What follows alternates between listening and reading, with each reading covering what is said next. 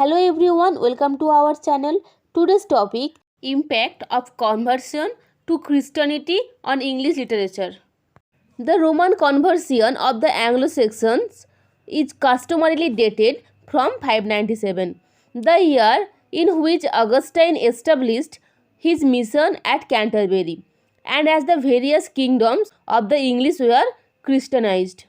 They received not only a new religion but also a new alphabet, the Latin alphabet of the Roman and Celtic Church, not merely a translation but in interweaving of Christian and Anglo-Saxon cultures and cultural lore is evident in most Old English poems that survived as manuscripts.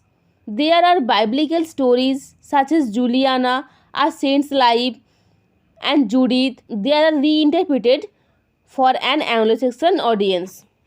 But there are also clear Christian influences on Anglo-Saxon imagery and stories, as exemplified in the Canning, Ulrich Wildent or Welder of Wonders in Beowulf, evidence that the Anglo-Saxon oral poetic form and content underwent significant cultural translation when surrounded by Christian literary culture, undoubtedly well before the poem was written down.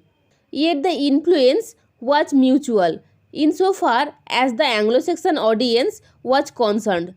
Anglo-Saxon understandings of the world influenced interpretations of Bible stories, for example, in the representation of Satan as an ungenerous lord, which superimposes the conceptual framework of the commentators, or warrior fellowship upon biblical characters. The Venerable Bede wrote the ecclesiastical history of the English people, one of the earliest historical works about Britain, in Latin, and was also author of a textbook on poetic composition in Latin and vernacular verses.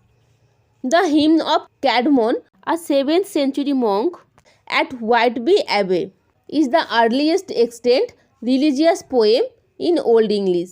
Many other Old English poems are retelling of biblical stories or version of the lives of saints.